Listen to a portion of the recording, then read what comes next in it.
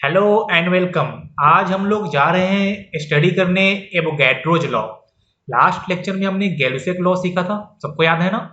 और वो लॉ पे हमने कुछ क्वेश्चंस भी प्रैक्टिस किए थे। और उस लॉ का बेसिक बात क्या था कि उसने वॉल्यूम के रेशियो को किया था रिलेट गैस के। और गैस जितने भी थे सब इक्वल टेम्परेचर और प्रेशर पे होने चाहिए, ये आपका की पॉइंट्स था। ओके ना। अब देखिए इसी चैप्टर में जो अपना नेक्स्ट लॉ है उसका नाम है एवोगैड्रोज लॉ। तो मैं पहले इसको एक बार रीड करता हूँ। लॉ है क्या? Equal volume of all the gases under similar condition of temperature and pressure contain equal number of molecules. देखो मैंने क्या बोला कि अगर आपके पास कोई भी दो या दो से ज्यादा गैस है और सारे गैस आपके सेम टेम्परेचर और प्रेशर पे आपने रखे हैं, तब अगर उन गैसेज का वॉल्यूम इक्वल था तो उनका नंबर ऑफ मॉलिक्यूल्स भी इक्वल होगा। क्या होगा? अगर दोनों का वॉल्यूम इक्वल था तो उनके पास जो नंबर ऑफ मॉलिक्यूल्स भी सेम होंगे, भले वो गैस कोई भी हो। लेकिन आपको उनका टेम्परेचर और प्रेशर कांस्टेंट रखना होगा, तभी ये आपका लॉ वैलिड आप कर पाओगे। समझ में आया ना? तो सुनिए, इस चैप्टर में जब भी आपको रिएक्शंस दिया रहा है कि कुछ ए प्लस बी मिलके सी फॉर्म किया है, जैसा कि हमने लास्ट लेक्चर में देखा भी था यूजिंग गैलुसेक लॉ। और जब भी ना आपको रिएक्शन दिखे तो सबसे पहले आप इनका कोफिशिएंट देख के इनके लिए गैलुसेक लॉ यूज करके वॉल्यूम का रेशियो लिख लेना। और जैसे ही आपको वॉल्यूम का रेशियो मिल जाए तो उसके बाद कौन से गैस का कितना वॉल्यूम कंज्यूम हुआ है, किसका कितना फॉर्म हुआ है, हम लोग वो फाइंड कर सकते हैं। उसके अलावा देखिए तो इस चैप्टर में आपसे और कैसा क्वेश्चन पूछा जा सकता है। जैसे ही आपको रिएक्शन दिया रहे और नंबर ऑफ मॉलिक्यूल्स का बात कर दे या फिर आपका कितना मास फॉर्म हुआ है, कुछ ऐसा बात करने लगे ना, तो आप समझना कि आपको एवोगैड्रोज लॉ यूज करना है। समझ में आया ना? तो जहां सिर्फ वॉल्यूम का बात करें वहां पे गैलुसेक लॉ, जहां पे नंबर ऑफ मॉलिक्यूल्स या मास का बात करेगा वहां पे आप लोग एवोगैड्रोज लॉ यूज करना। बेसिकली होता क्या है कि बोर्ड्स में जो आपके क्वेश्चन आते हैं ना, उस क्वेश्चन में आपको वॉल्यूम भी पूछता है और आपसे मास भी पूछता है। तो मतलब कि आप हमको गैलुसेक लॉ यूज करना है और एवोगैड्रोज लॉ भी यूज करना होगा। तो उसमें कोई खास बात है नहीं, हमको गैलुसेक लॉ यूज करने आता है, बस उसमें थोड़ा सा हमको करना है मॉडिफाई, तो मेरा एवोगैड्रोज लॉ भी यूज हो जाएगा, मैं वो आपको समझा दूंगा। देखिए तो मैंने यहाँ पे एक लिया है एग्जाम्पल कि number of molecules in 1 litre of hydrogen gas is equal to number of molecules in 1 litre of oxygen gas. मैंने ये क्यों बोला? क्योंकि जस्ट हमने अभी स्टडी किया है एवोगैड्रोज लॉ से कि किसी भी गैस का इक्वल वॉल्यूम में इक्वल नंबर ऑफ मॉलिक्यूल होता है। तो जैसे हमने क्या लिया है, दोनों गैस का 1 लीटर वॉल्यूम लिया है, तो इसलिए उनका क्या हो जाएगा, नंबर ऑफ मॉलिक्यूल सेम हो जाएगा। और आपका कंडीशन क्या है, दोनों गैस सेम टेम्परेचर और प्रेशर पे होने चाहिए। ठीक है, तो ये लॉ तभी वैलिड होगा जब आपका सारा गैस सेम टेम्परेचर और प्रेशर पे होगा। सिंपल सी कहानी है ना। और फिर से ये लॉ आपका वैलिड है ओनली फॉर गैसेज, जैसा कि लास्ट मेरा लॉ गैलिसिक लॉ वैलिड था। समझ में आया ना? अब देखिए तो इस पे हम लोग पहले एक लेते हैं बहुत ही आसान सा क्वेश्चन, उसके बाद इसको इक्वेशंस में कैसे यूज करना है हम लोग वो समझेंगे। तो चलो मैं यहाँ पे लिखता हूँ आपको क्वेश्चन। चलो मैंने यहाँ पे एक लिया है एग्जाम्पल, सब लोग इसको पढ़ो। If 50 cc of a gas A contains x molecules, comma how many molecules of gas B will be present in 25 cc of B under same condition। देखिए इसका कहने का मतलब हुआ अंडर सेम कंडीशन का मतलब कि दोनों गैस ए और बी सेम टेम्परेचर और प्रेशर पे थे, तो आप गैलुसेक लॉ और एवोगैड्रोज लॉ यूज कर पाओगे। अब ध्यान से देखिए, तो हमको क्या दिया है, हमको गैस का दोनों गैस का वॉल्यूम दिया है और नंबर ऑफ मॉलिक्यूल्स के बारे में पूछा है, तो हम लोग एवोगैड्रोज लॉ यूज करेंगे। अब ध्यान से देखो, तो गैस ए का कितना है वॉल्यूम, देखो गैस ए का वॉल्यूम है आपका equal to 50 cc, very good. और इसका कितना है, इसका नंबर ऑफ मॉलिक्यूल्स एक्स है। और जो गैस बी है, गैस बी का कितना है वॉल्यूम, उसका वॉल्यूम आपको दिया है 25 सीसी। और आपसे पूछा है कि इस गैस बी के पास कितना नंबर ऑफ मॉलिक्यूल्स होगा, यही ना? हाँ बिल्कुल। तो देखो, तो अभी अभी हमने जस्ट स्टडी किया है क्या कि अगर दो गैस का इक्वल वॉल्यूम होगा तो उनका इक्वल नंबर ऑफ मॉलिक्यूल होगा। इक्वल वॉल्यूम बोलो आप लोग, इक्वल वॉल्यूम में इक्वल नंबर ऑफ मॉलिक्यूल्स। इसका मतलब क्या कि अगर आधा वॉल्यूम तो हाफ नंबर ऑफ, बोलो अगर आधा वॉल्यूम तो आधा नंबर ऑफ मॉलिक्यूल्स, अगर डबल वॉल्यूम तो डबल नंबर ऑफ मॉलिक्यूल्स। देखो इसका मतलब क्या हुआ, इसका मतलब ये हुआ कि अगर मेरे पास एक गैस ए और बी है और अगर दोनों का 1 लीटर है, दोनों का कितना है वॉल्यूम है 1 लीटर, तो इसका मतलब क्या कि दोनों का वॉल्यूम सेम है, तो अगर ए के पास नंबर ऑफ मॉलिक्यूल्स x है तो बी के पास भी x होगा। अगर मान लीजिए कि ए का वॉल्यूम है 1 लीटर, कितना है, ए का वॉल्यूम है 1 लीटर और बी का वॉल्यूम है हाफ लीटर, कितना है, बी का वॉल्यूम है आपका हाफ लीटर, तो अगर ए के पास है x मॉलिक्यूल तो अभी बी के पास कितना हो जाएगा, बी के पास हो जाएगा x/2 मॉलिक्यूल, क्योंकि आधा वॉल्यूम हो गया तो उसका नंबर ऑफ मॉलिक्यूल्स भी हाफ हो जाएगा। तो आप लोग इसको ध्यान रखना कि ये जो आपका गैलुसेक लॉ या फिर जो आपका एवोगैड्रोस लॉ है, ये आपको बात करता है about the ratio, equal volume contains या इक्वल नंबर ऑफ मॉलिक्यूल्स, तो वो नंबर ऑफ मॉलिक्यूल्स का एग्जैक्ट वैल्यू नहीं बोलता है, वो बोलता है उसके रेशियो के बारे में कि अगर उनके वॉल्यूम का रेशियो सेम था तो नंबर ऑफ मॉलिक्यूल सेम होगा। वही मैंने अभी आपको यहाँ पे समझाया भी, तो ध्यान से देखो। तो हमको क्या है कि जो गैस है उसका वॉल्यूम है 50 सीसी और उसमें नंबर ऑफ मॉलिक्यूल्स है x, यही ना, x मॉलिक्यूल्स यहाँ पे आप लिख लो। जो गैस बी है वो कितना है, उसका वॉल्यूम हो गया है 25 सीसी, तो हमसे पूछा है उसमें नंबर ऑफ मॉलिक्यूल्स, तो अगर वॉल्यूम हाफ हो गया तो नंबर ऑफ मॉलिक्यूल्स भी क्या हो जाएगा, हाफ हो जाएगा, तो मतलब कि इसका x/2 मॉलिक्यूल्स हो जाएगा, किसका, गैस बी का। तो आप लोग ऐसे लिखना कि from Avogadro's law we know equal volume of all gases at same temperature and pressure contains equal number of molecules, यही ना। तो if 50 cc of A equal to x molecules, then 25 cc of B is equal to x/2 molecules, तो आपका answer हो जाएगा x/2। आप जल्दी से इसको कॉपी करो, फिर मैं एक और क्वेश्चन आपको देता हूं, आपको सॉल्व करना। ये मैंने लिया है नेक्स्ट एग्जांपल, इसमें हमने माना है कि मेरे पास 2 लीटर ऑक्सीजन गैस है, 3 लीटर सल्फर डाइऑक्साइड गैस है और 1 लीटर आपके पास क्लोरीन गैस है, ठीक है, और तीनों गैस सेम टेम्परेचर और प्रेशर पे है। कैसा है, सेम टेम्परेचर और प्रेशर पे है। तो आपको बताना है कि कौन से गैस के पास मैक्सिमम नंबर ऑफ मॉलिक्यूल्स है, मैक्सिमम नंबर ऑफ मॉलिक्यूल्स इन तीनों में से किस गैस के पास है और मिनिमम नंबर ऑफ मॉलिक्यूल्स किस गैस के पास है, आपको ये बातें बतानी है। तो ध्यान से देखो, हम लोग क्या यूज करेंगे, एवोगैड्रोस लॉ। तो जिसके पास वॉल्यूम सबसे ज्यादा उसका नंबर ऑफ मॉलिक्यूल्स होगा सबसे ज्यादा, बोलो किसका होगा आंसर, सल्फर डाइऑक्साइड, यही ना, क्योंकि उसका वॉल्यूम क्या है, सबसे ज्यादा है।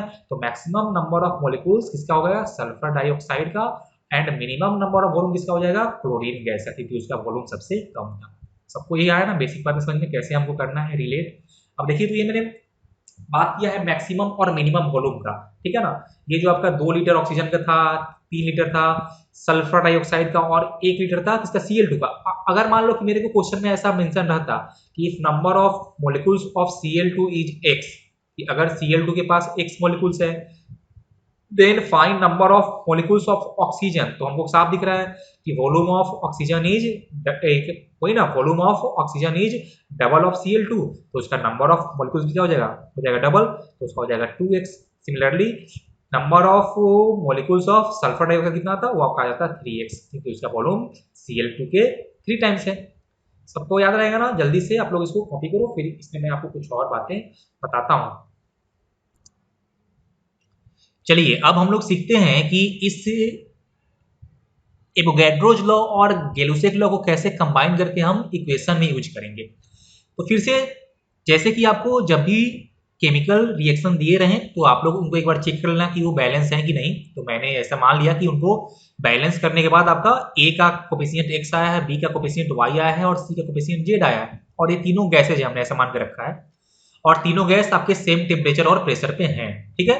तो जैसे ही आपको ऐसा क्या मिल जाए, आपको रिएक्शन मिल जाए, तो सबसे पहले आप लिखना क्या कि using Gay-Lussac law, using Gay-Lussac law, ठीक है ना, यूजिंग गैलुसेक लॉ मैंने यहाँ पे लिखा। तो क्या होगा, इसका इन होगा, इसका x वॉल्यूम तो इसका y वॉल्यूम तो इसका z वॉल्यूम, पक्का ना, ये हम लोग लास्ट क्लास में हमने सीखा था।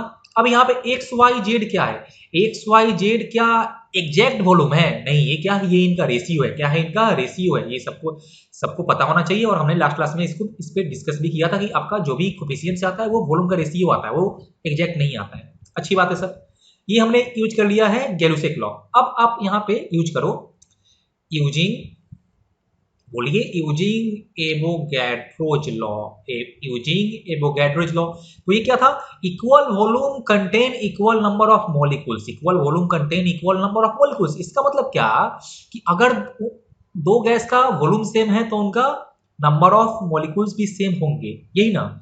इसका मतलब क्या कि अगर उनके वॉल्यूम का रेशियो 1:1 है तो उनका नंबर ऑफ मॉलिक्यूल सेम होगा। अगर किसी एक का वॉल्यूम डबल है तो उसका नंबर ऑफ मॉलिक्यूल्स भी हो जाएगा डबल। मतलब कि यहां से हम ये कंक्लूजन निकाल सकते हैं ना कि जो उनके वॉल्यूम का रेशियो होगा वही उनके नंबर ऑफ मॉलिक्यूल्स का भी रेशियो होगा। मतलब कि हम यहां से बोल सकते हैं कि इसका एक्स मॉलिक्यूल, मतलब कि इसके एक्स वॉल्यूम में इसका एक्स मॉलिक्यूल होगा, इसका वाई मॉलिक्यूल होगा, और ये जो आपका गैस सी है उसका जेड मॉलिक्यूल होगा।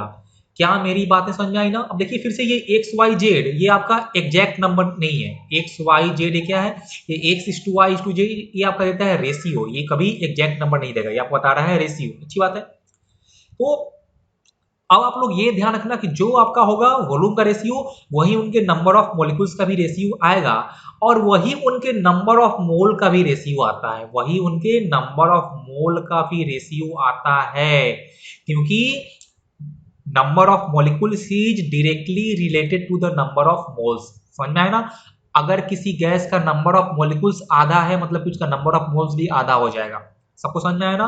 बिल्कुल। तो जैसे ही आपको रिएक्शन दिखे, और अगर आपके रिएक्शन में सिर्फ वॉल्यूम के बारे में बात किया है तो जो क्वेश्चन हमने लास्ट लेक्चर में किया था हम लोग वो करेंगे, मतलब सिर्फ गैलोसे लॉ यूज करेंगे। अगर वॉल्यूम के साथ साथ नंबर ऑफ मॉलिक्यूल्स का भी मेंशन रहे, मास का भी मेंशन रहे, तब आप यूज करना कौन सा, तब आप एवोगाड्रोस लॉ यूज करना, और ये आपको रिएक्शंस लिखने पड़ सकते हैं तीनों। ठीक है।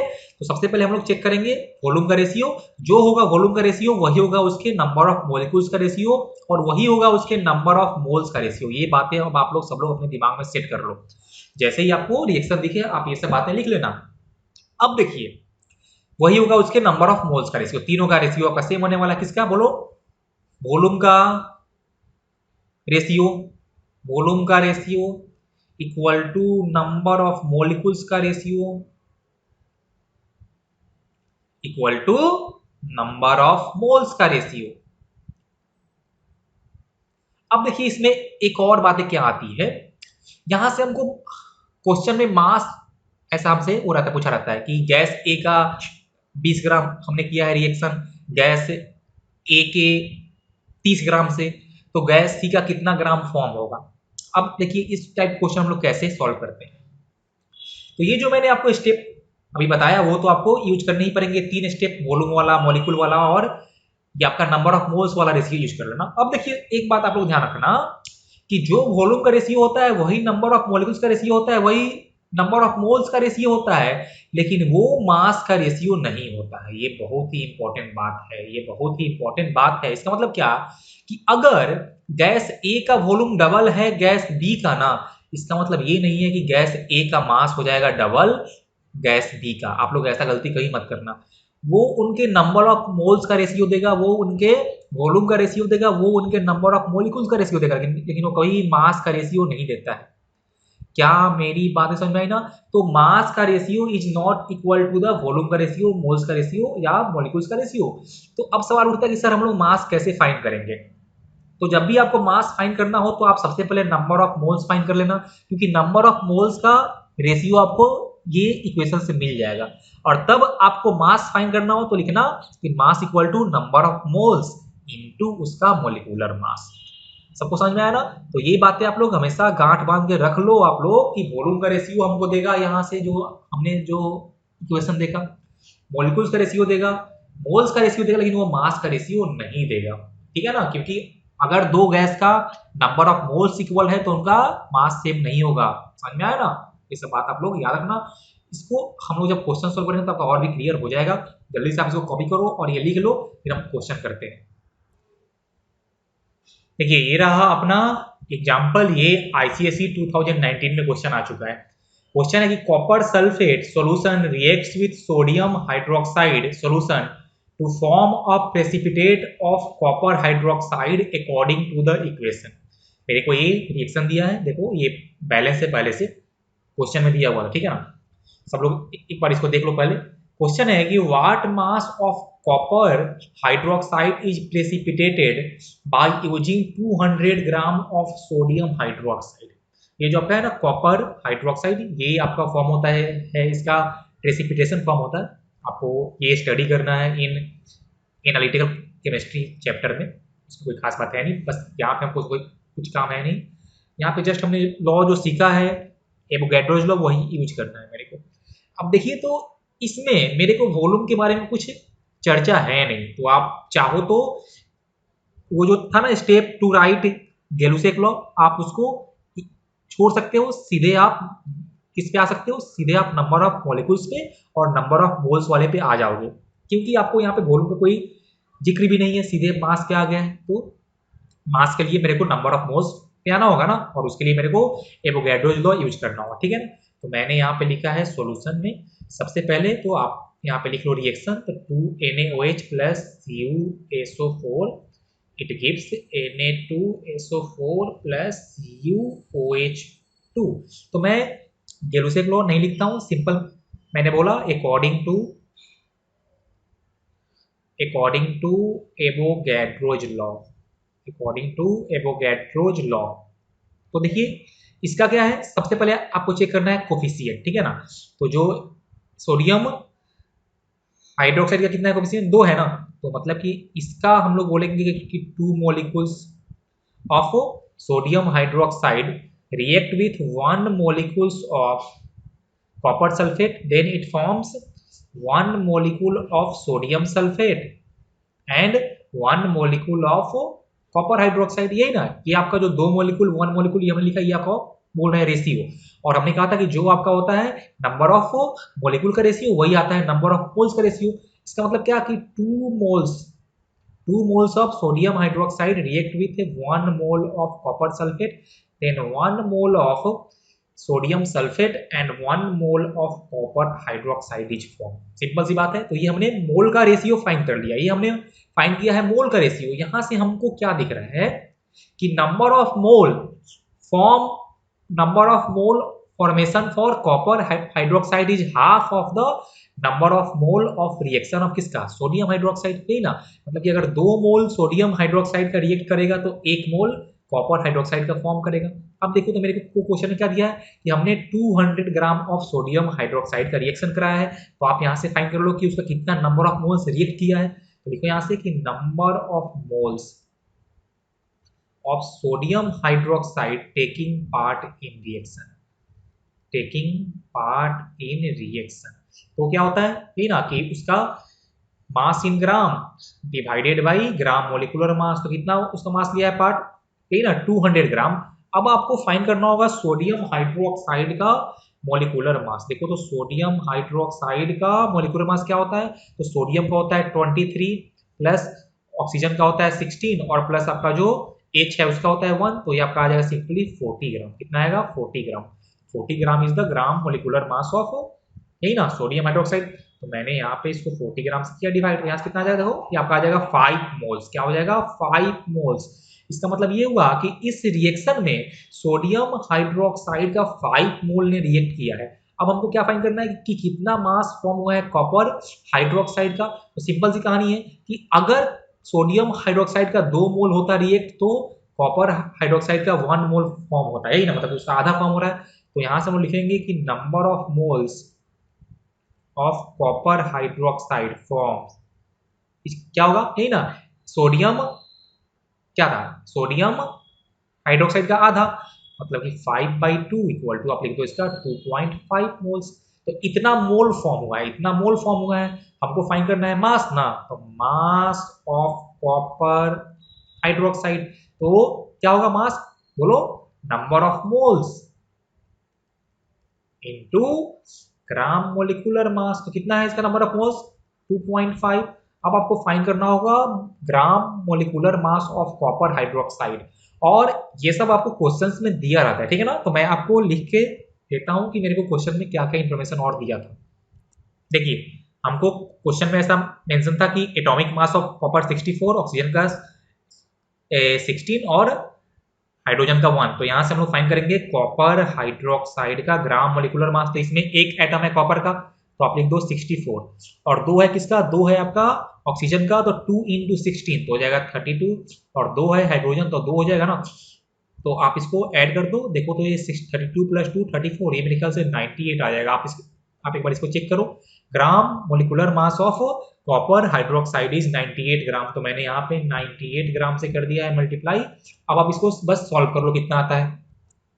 सॉल्व करने के बाद आपका आंसर आएगा 245 ग्राम। इसका मतलब कि जब 200 ग्राम सोडियम हाइड्रोक्साइड रिएक्ट करेगा तो 245 ग्राम ऑफ कॉपर हाइड्रोक्साइड का प्रेसिपिटेशन फॉर्म होगा। तो आपको ऐसे इसको सॉल्व करना था। देखो इसमें कोई खास आपका रॉकेट साइंस नहीं है, बस आपको कैलकुलेशन बेसिक जो मैथमेटिक्स है वो आने चाहिए और इसके लिए आपको प्रैक्टिस करना होगा। ये क्वेश्चन आपका 3 से 4 मार्क्स के लिए आता है, ठीक है ना। तो मोल कंसेप्ट से स्कोर करना बहुत ही आसान है और हर साल 10 से 12 मार्क्स का क्वेश्चन आपका आता है मोल कंसेप्ट से। बेसिक मैथमेटिक्स आपको यूज करना है, बेसिक लॉजिक आपको यूज करना है, इसमें कुछ रट्टा मारने वाला नहीं है। समझ में आया ना। जल्दी से आप इसको कॉपी करो, हम लोग फिर नेक्स्ट क्वेश्चन पे जाते हैं। देखिए तो यहाँ पे हमको वॉल्यूम के बारे में कोई चर्चा नहीं किया था, इसलिए मैंने गैलुसेक लॉ वाला यूज नहीं किया। जल्दी से आप इसको कॉपी करो। चलिए ये है अपना नेक्स्ट क्वेश्चन। ये क्वेश्चन आपका आईसीएसई 2018 में आया है। मैं मोस्टली आपको क्वेश्चन कर रहा हूँ प्रैक्टिस जो बोर्ड्स में आ चुके हैं, ताकि आपको एक आइडिया आ जाए कि बोर्ड्स में क्वेश्चन कैसे आते हैं।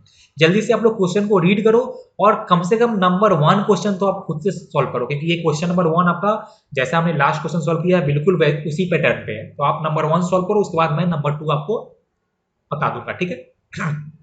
सबने सॉल्व किया ना, चलो वेरी गुड। अब आप आंसर चेक करो एक बार कि आपका क्या कैसे आपने सही सॉल्व किया कि नहीं। तो मेरा काम क्या होगा, सबसे पहले क्वेश्चन को रीड करना। हाँ, पहला काम होता है क्वेश्चन को रीड करना।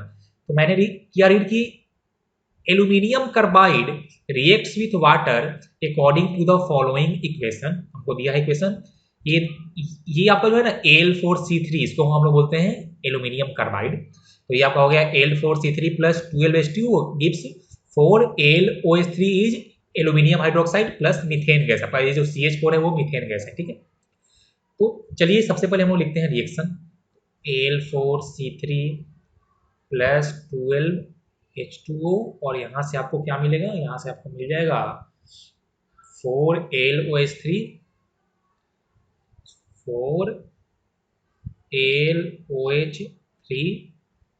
प्लस 3CH4, ठीक है। अब जरा चलिए हम लोग ध्यान देते हैं एक बात को। पूछा क्या मेरे से, what mass of aluminium hydroxide is form from 12 gram of aluminium carbide. फिर से वही लास्ट टाइप का क्वेश्चन है। तो मैंने यूज किया सीधे क्या, एवोगैड्रोज लॉ। मैंने सीधे किया है यूज, बोलिए एवोगैड्रोज लॉ। हाँ सर बिल्कुल करेंगे यूज। तो क्या होगा कि इसका 1 मॉलिक्यूल जब करेगा रिएक्ट किसका, एल्युमिनियम कार्बाइड का, तो उसके लिए 12 मॉलिक्यूल ऑफ वाटर चाहिए, देन 4 मॉलिक्यूल ऑफ, देखो मैंने यहाँ डॉट दिया है, मैं यहाँ पे लिख रहा हूँ मॉलिक्यूल, 1 मॉलिक्यूल 12 मॉलिक्यूल और 4 मॉलिक्यूल, ठीक है। And then 3 molecule of methane. पक्की बात है ना, ये आपका हो गया अकॉर्डिंग टू एवोगैड्रोज लॉ। अब जो होता है रेशियो ऑफ मॉलिक्यूल वही होता है रेशियो ऑफ मोल भी ना। मतलब जब 1 मोल ऑफ एल्युमिनियम कार्बाइड करेगा react with 12 moles of water, then 4 moles of aluminium hydroxide and 3 moles of, आपका बोलिए 3 मोल्स ऑफ फॉर्म होगा क्या, 3 मोल्स ऑफ फॉर्म होगा, बोलो सब लोग 3 मोल्स ऑफ मीथेन गैस, ठीक है। चलो अच्छी बात है।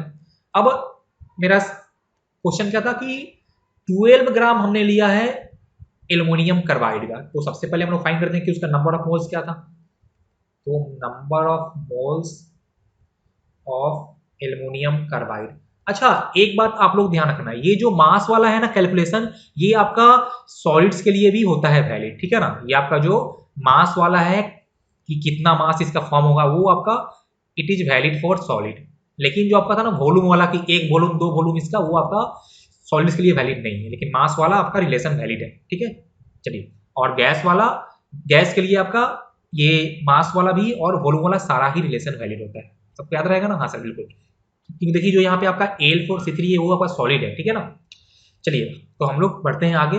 Number of moles of Al4C3, तो कितना होगा उसका, कितना मास हमने लिया है, तो हमने मास लिया उसका 12 ग्राम डिवाइडेड बाय उसका ग्राम मोलिकुलर मास। तो देखिए हमको दिया है कितना 144, तो हम लोग लिख रहे हैं 144 ग्राम। यहाँ से आ जाएगा 1/12 मोल, 1/12 moles of aluminium carbide react किया है। अब ध्यान से देखो, हमसे पूछा क्या है कि कितना फॉर्म होगा एल्युमिनियम हाइड्रोक्साइड, यही ना। तो हमने क्या देखा है कि अगर एल्युमिनियम कार्बाइड का 1 मोल जाता तो ये जो आपका एल्यूमिनियम हाइड्रोक्साइड है उसका 4 मोल फॉर्म होता है। इसका मतलब ये होगा कि number of moles form of किसका, एल्यूमिनियम हाइड्रोक्साइड, इस कितना होगा, यही ना 4 into number of moles, 4 into number of moles of aluminium carbide, मतलब कि 4 इंटू 1/12, या इसको आप 1/3 लिख सकते हो कि इतना मोल क्या होगा, इतना मोल आपका फॉर्म होने वाला है एल्यूमिनियम हाइड्रोक्साइड। अब आपसे पूछा क्या है, आपसे पूछा है मास ना, पूछा है मास, तो mass of aluminium hydroxide form कितना होगा भाई, number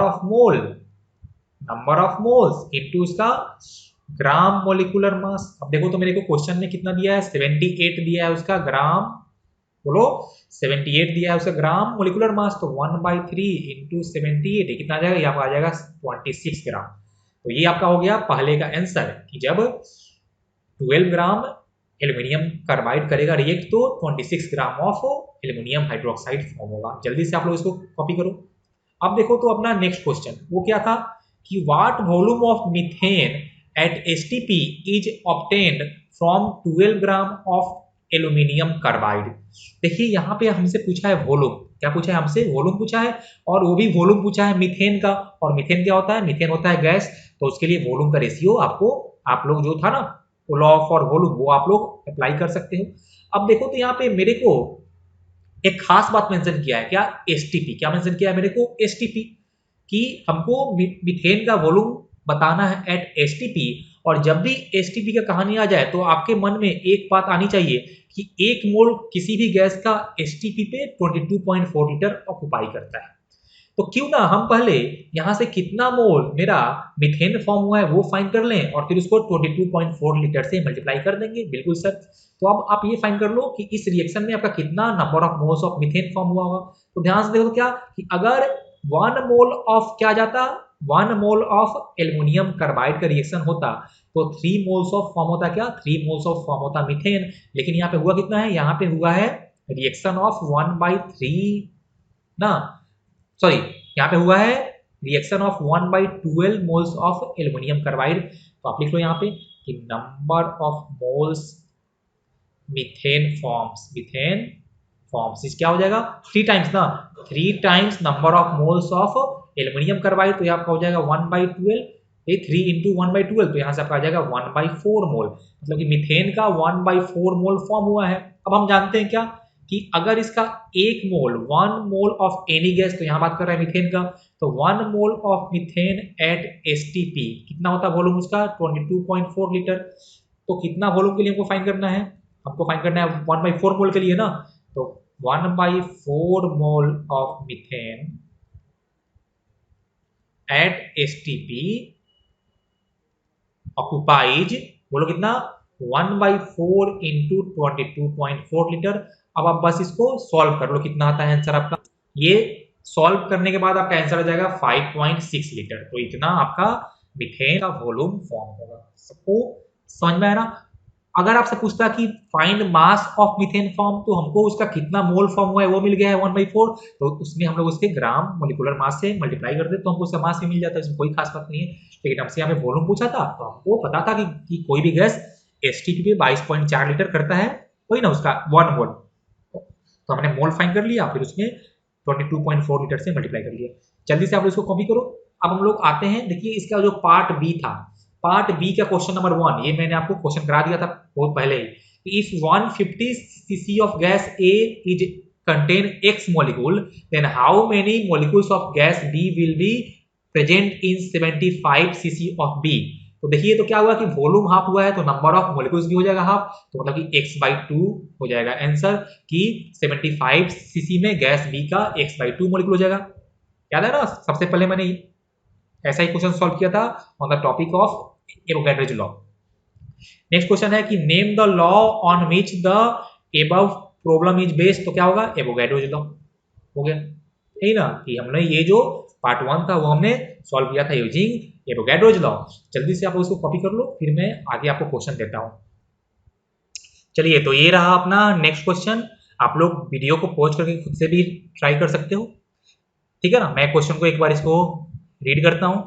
if 16.4 grams of calcium nitrate is heated, calculate the volume of number A, nitrogen dioxide obtained at STP, and number B में पूछा है आपसे mass of calcium oxide obtained, और ये यहाँ पे हमने लिखा है रिएक्शन।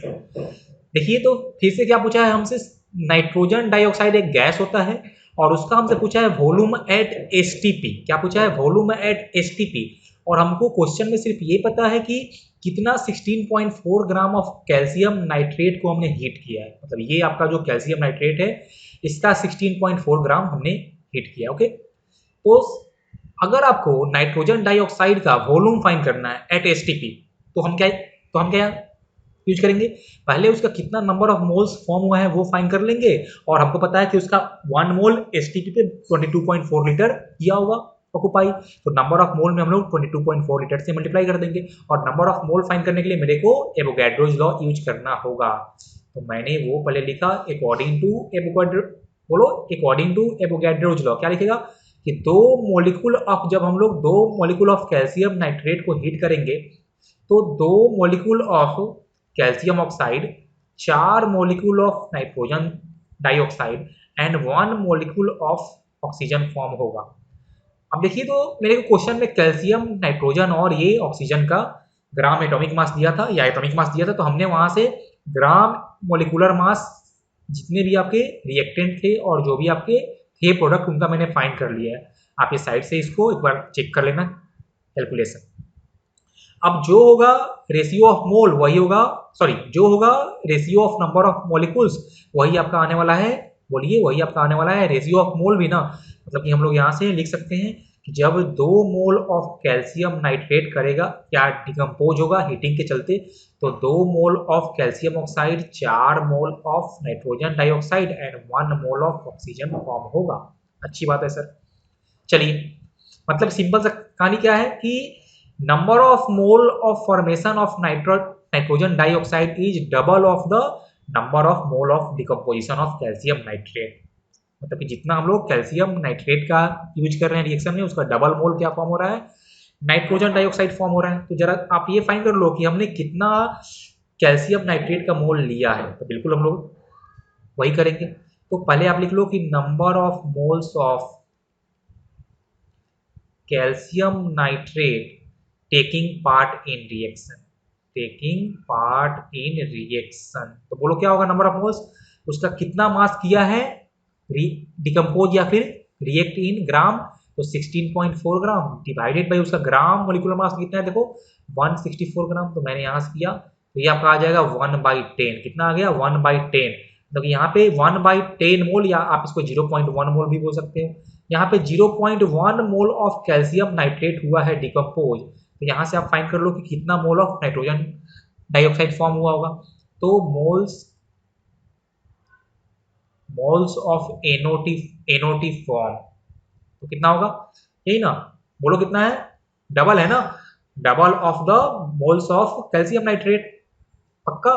तो मतलब कि 2 × 0.1, या आप इसको 0.2 मोल्स भी बोल सकते हो। इसका मतलब ये हुआ कि आपका क्या हुआ है, नाइट्रोजन डाइऑक्साइड का 0.2 मोल फॉर्म हो रहा है। अब फाइंड कर लो आप वॉल्यूम एट एसटीपी। तो वॉल्यूम एट एसटीपी क्या होता है? Number of moles into 22.4 litre, तो 0.2 इंटू 22.4 लीटर। बस आप इसको सॉल्व कर लो कितना आता है। ये सॉल्व करने के बाद आपका 4.48 लीटर आ जाएगा। तो ये हो गया आंसर। इतना वॉल्यूम का क्या होगा आपका नाइट्रोजन डाइऑक्साइड फॉर्म होगा। तो ये हमने सॉल्व कर लिया क्वेश्चन नंबर ए। अब आ जाओ क्वेश्चन नंबर बी में। तो बी में क्या पूछा है आपसे? Mass of calcium oxide obtained. बिल्कुल, तो हमने क्या सीखा कि 2 मोल अगर कैल्शियम नाइट्रेट का डिकम्पोज होता तो 2 मोल कैल्शियम ऑक्साइड का फॉर्म होता। तो इनका मोल का रेशियो 1:1 है। मतलब कि अगर कैल्शियम नाइट्रेट का 0.1 मोल डिकम्पोज हुआ है तो कैल्शियम ऑक्साइड का 0.1 मोल फॉर्म भी होगा। तो नंबर ऑफ मोल्स लिख लो यहाँ से, number of moles of calcium oxide form, तो कितना आने वाला है? वो आपका 0.1 ही आने वाला है। आपसे पूछा क्या है? मास ना, तो मास क्या हो जाएगा? तो उस कैल्शियम ऑक्साइड का ग्राम मोलिकुलर मास और इंटू 0.1, और उसका 56 ग्राम है ग्राम मोलिकुलर मास, तो 56 ग्राम इंटू 0.1, तो ये आपका आ जाएगा 5.6 ग्राम। इतना मास क्या होगा, इतना मास आपका कैल्शियम ऑक्साइड का फॉर्म होगा। तो ये आपका पार्ट बी का आंसर हो गया। देखो ये बिल्कुल ही आसान था। जल्दी से आप लोग इसको कॉपी करो, फिर हम लोग नेक्स्ट क्वेश्चन पे ध्यान देते हैं। देखो तो ये अपना क्वेश्चन नंबर 2 है। यहाँ पे हमने लिखा है क्वेश्चन नंबर 2। क्वेश्चन है कि कैलकुलेट एटॉमिसिटी ऑफ, बोलिए Cl2, या आप इसको बोल सकते हो, सॉरी Cl2 अभी हमको नहीं बोलना चाहिए था। कैलकुलेट एटॉमिसिटी ऑफ कौन सा गैस, chlorine gas, if 35.5 gram of it occupies 11,200 centimetre cube at STP full stop. आपको दिया है atomic mass of Cl is 35.5। अब आप मेरे को एक बात बताओ कि किसी भी गैस का एटॉमिसिटी का मतलब क्या होता है कि उसके गैसियस मॉलिक्यूल में कितना नंबर ऑफ एटम्स होने वाले हैं। जैसे जब भी आप लोग लिखते हो हाइड्रोजन गैस तो आप लिखते हो H2, यही ना, मतलब उसका 2 है एटॉमिसिटी। आप लिखते हो ऑक्सीजन गैस तो आप लिखते हो O2, मतलब इसका 2 है एटॉमिसिटी। आप जब लिखते हो, बोलो कुछ भी, आप जब लिखते हो नाइट्रोजन गैस तो आप लिखते हो N2, मतलब इसका 2 था एटॉमिसिटी। समझ में आया ना। तो व्हाट इज एटॉमिसिटी, कि किसी भी गैस के एक मॉलिक्यूल में कितना नंबर ऑफ एटम्स होंगे। ठीक है, तो आप यहाँ पे एक लिख लो फॉर्मूला एटॉमिसिटी फाइंड करने का। एटॉमिसिटी फाइंड करने का फॉर्मूला होता है मोलिकुलर मास। क्या होता है, molecular mass of gas, molecular mass of gas, या आप इसको ऐसा भी लिख सकते हो ग्राम molecular mass of gas divided by उसका एटॉमिक मास। तब यहाँ लिख लो gram atomic mass, gram atomic mass. ये आपको देता है उसका एटॉमिसिटी की, मतलब कि हम लोग उस गैस के एक मोल का मास फाइंड करेंगे और फिर उसमें कर देंगे डिवाइड वो गैस जिस एलिमेंट से फॉर्म हुआ है उसका एटॉमिक मास से। समझ में आया ना। बिल्कुल सर, हमको समझ में आ गया। तो चलिए सबसे पहले हम लोग ये फाइंड करते हैं कि ये जो मेरे को इंफॉर्मेशन दिया है वहां से इस गैस का कौन सा गैस, कौन सा गैस बोलिए, हमको बात कर रहा है गैस क्लोरीन का ना, तो उसका एक मोल का मास कितना आने वाला है। तो देखो मेरे को साफ साफ क्या बोला है कि इस गैस का 11,200 सेंटीमीटर क्यूब का कितना है मास, 35.5 ग्राम है। और हमको क्या पता है कि एक मोल किसी भी गैस का कितना एसटीपी पे 22,400 सेंटीमीटर क्यूब या फिर 22.4 लीटर वॉल्यूम करता है ऑक्यूपाई। मतलब कि हम लिख लेंगे यहां से कि 1 मोल ऑफ, बोलिए 1 मोल ऑफ गैस, कौन सा गैस, chlorine gas, occupies 22,400 centimetre cube at STP, यही ना। एक मोल करता 22,400 सेंटीमीटर क्यूब ऑक्यूपाई। अब हमको कितना दिया हुआ है, बोलिए कितना दिया है वॉल्यूम, 11,200 सेंटीमीटर क्यूब। क्या दिया है, 11,200 सेंटीमीटर क्यूब। हाँ सर बिल्कुल, मतलब कि 11,200 सेंटीमीटर क्यूब में, या क्या सुनो आप, ऐसा बोलो हाँ, कि 1 mole of gas occupies 22,400 centimetre cube at STP. तो 11,200 सेंटीमीटर क्यूब में कितना मोल होगा, उसका हाफ मोल होगा ना। देखो वॉल्यूम हाफ हुआ तो उसका नंबर ऑफ मोल्स हाफ हो जाएगा, मतलब कि उसका half mole 11,200 centimetre cube occupy करेगा। और हमको क्या दिया है कि 11,200 सेंटीमीटर क्यूब का मास कितना है, 35.5 ग्राम। मतलब कि हाफ मोल का मास कितना है, हाफ मोल का मास है 35.5 ग्राम। तो मतलब यहाँ से हम लोग बोल सकते हैं कि 1 मोल का मास कितना हो जाएगा, 2 इंटू 35.5 ग्राम। देखो बिल्कुल सिंपल सा एकदम है मैथमेटिक्स। तो कितना आया मास एक मोल का, एक मोल का मास आ जाएगा आपका 71 ग्राम ना। एक मोल का मास आपका यहाँ से आ जाएगा 71 ग्राम। अब आप यहाँ से फाइंड कर लो इसका एटॉमिसिटी।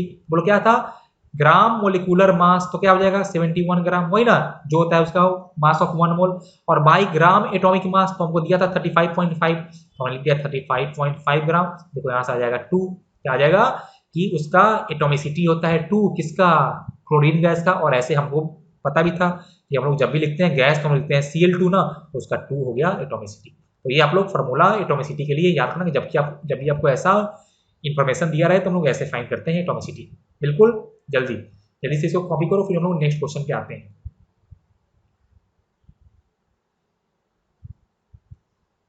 देखिए ये रहा अपना नेक्स्ट क्वेश्चन। क्वेश्चन क्या है कि the gram molecular mass of N2 हमको फाइंड करना है if 360 centimetre cube at STP weigh 0.45 gram. तो जो मेथड हमने ऊपर यूज किया है वही मेथड आपको फिर से यही यूज करना है। जब भी आपका STP पे वॉल्यूम का क्या ख्याल है आप लोग के माथा में, सबसे पहला बात ये आना चाहिए कि किसी भी गैस का एक मोल 22,400 सेंटीमीटर क्यूब या फिर 22,400 ml या फिर 22.4 लीटर STP पे ऑक्युपाई करता है। हाँ सर बिल्कुल। तो चलो क्वेश्चन पढ़ते हैं। तो हमको फाइंड करना है इसका ग्राम मोलिकुलर मास, या हमको ये फाइंड करना है कि उसका एक मोल का मास कितना आने वाला है। और दिया क्या है मेरे क्वेश्चन में कि 360 centimetre cube of nitrogen gas का वॉल्यूम कितना है। इसका वॉल्यूम है 360 सेंटीमीटर क्यूब एट STP, यही ना। हाँ सर बिल्कुल। सॉरी एक मिनट, तो 360 सेंटीमीटर क्यूब ऑफ N2 का मास कितना है। अबे इसका ऐसा लिखो 360 centimetre cube of N2 at STP, इसका मास कितना दिया है हमको 0.45 ग्राम। पक्का? हाँ सर बिल्कुल। तो आप ये फाइंड कर लो कि 22,400 सेंटीमीटर क्यूब में कितना मास आने वाला है। 22,400 सेंटीमीटर क्यूब में कितना मास आने वाला है, और वही उसका एक मोल का मास हो जाएगा, और वही उसका ग्राम मोलिकुलर मास भी हो जाएगा। हाँ सर बिल्कुल। तो ध्यान से देखिए, तो 360 सेंटीमीटर क्यूब में 0.45 ग्राम, तो 1 सेंटीमीटर में कितना होगा इन 1 cm क्यूब। देखो सिंपल मैथमेटिक्स की 360 cm क्यूब में 0.45 ग्राम, तो 1 सेंटीमीटर क्यूब में 0.45 डिवाइडेड बाई 360 ग्राम। तो हमको फाइंड करना है कितना में 22,400 में ना होता है 22,400 सेंटीमीटर क्यूब कितना होगा 0.45 डिवाइडेड बाई 360 इंटू 22,400 ग्राम। तो बस आप यही यूज करो। तो यहाँ हम फिर आ गए कि 22,400 centimetre cube of N2 at STP equal to बोलो कितना, तो 0.45 डिवाइडेड बाई 360 इंटू 22,400, यहाँ पे आप लिख कर लो ग्राम। अब आप इसको सॉल्व कर लो कितना आता है। ये सॉल्व करने के बाद आपका आंसर आएगा 28 ग्राम। इसका मतलब क्या हुआ कि नाइट्रोजन गैस का 22,400 सेंटीमीटर क्यूब वॉल्यूम का मास है 28 ग्राम, और हमको क्या पता है कि किसी भी गैस का 1 मोल जो होता है वही 22,400 सेंटीमीटर क्यूब का वॉल्यूम ऑक्युपाई करता है। इसका मतलब ये जो आपका 28 ग्राम आया है वो इसका ग्राम मोलिकुलर मास ही आया है, या आप बोल सकते हो कि उसका 1 मोल का मास ही आया है। तो आपका हो जाएगा 28 ग्राम। ठीक है ना। तो जब भी आपको ग्राम मोलिकुलर मास या एक मोल का मास फाइंड करना हो तो आप लोग ये फाइंड कर लेना कि गैस का 22.4 लीटर कितना STP पे मास उसका होगा, यही ना। चलो बिल्कुल जल्दी इसको कॉपी करो। और देखो यहाँ पे एक नेक्स्ट क्वेश्चन और भी है कि the number of gram molecules of water in 4.5 gram of water. देखो आपसे पूछा है नंबर ऑफ ग्राम मोलिकुल्स, मतलब कि आपको बात कर रहा है नंबर ऑफ मोल्स का। यहाँ पे हमको तो मास ही दिया है ना भाई, देखो इधर सिंपल। तो नंबर ऑफ मोल्स क्या हो जाएगा, मास गिवन इन ग्राम कितना है 4.5 ग्राम divided by gram molecular mass, तो कितना होता है वाटर का, वही ना 18 ग्राम। देखो तो आपका आ जाएगा 1/4 मोल, या आ जाएगा आपका 0.25 मोल। तो ये आपका हो जाएगा आंसर। जब भी आपसे क्या पूछे नंबर ऑफ ग्राम मोलिकुल्स, मतलब ये वो आपसे नंबर ऑफ मोल्स पूछ रहा है। ठीक है। अब आप इसको कॉपी करो और आप लोग अपने बुक से आप खाली क्वेश्चन प्रैक्टिस करना। इसमें बस आप जितना प्रैक्टिस करोगे उतना आपका कंसेप्ट क्लियर होगा। मैं ये लेक्चर आज यहीं खत्म करता हूँ। नेक्स्ट लेक्चर में हम लोग और आगे कुछ चर्चा करेंगे डिफरेंट टाइप का टॉपिक्स पे। आप अब अपने घर पे प्रैक्टिस करना होगा, आपको अच्छे से जम के प्रैक्टिस आप लोग करना। ठीक है। चलिए फिर हम लोग मिलते हैं नेक्स्ट लेक्चर में। तब तक के लिए ta-ta bye and take care, और प्रैक्टिस जरूर करना।